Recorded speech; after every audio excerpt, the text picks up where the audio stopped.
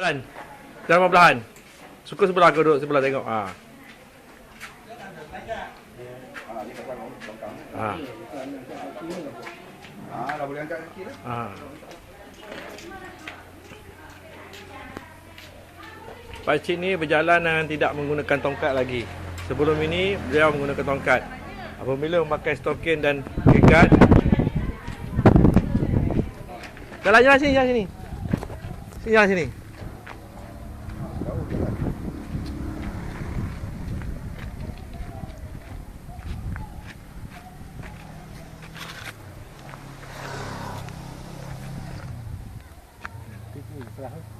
Ha? Boleh naik bukit? Pelan-pelan kami pegang. Turun bukit ke langsung? Tak, kami jaga. Turun bukit tak payah. Naik bukit.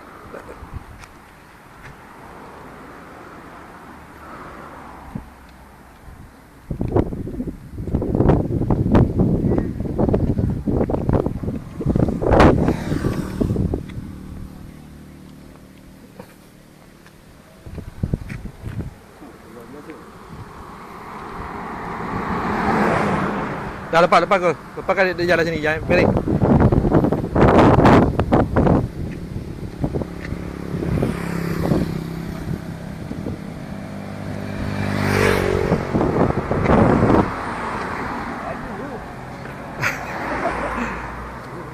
Laju je jalan.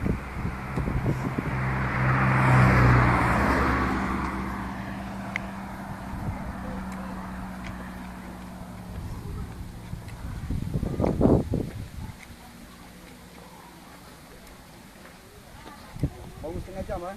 Pakai. Pakai setengah jam. Laju.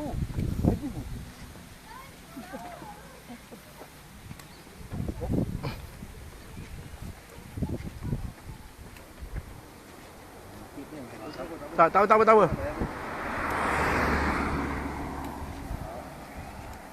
Mesti boleh. Tak ada masalah.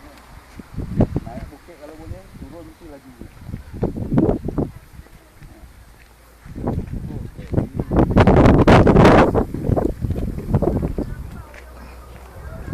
Dah lepas.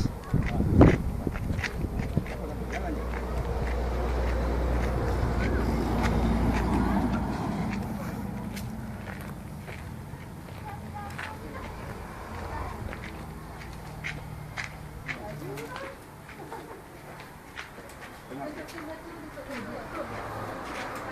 Rehat tu. Rehat.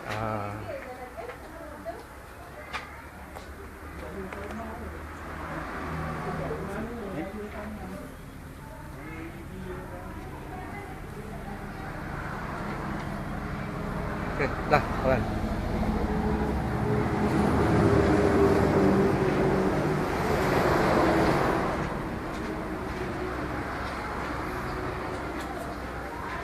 Jauh lagi dekat ni.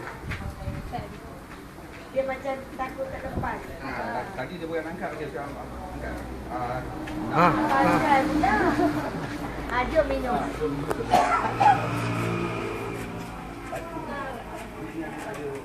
Panggil kan nombor tu ya. Kalau ada kaki nombor kuat.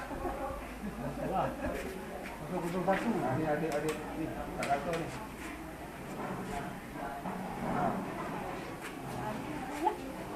Laju. Cepat bos. Naik bukit dah laju cepat. Kurang jam tu bawa. Testimoni guys. Dia sini. Lama-lama tak sampai.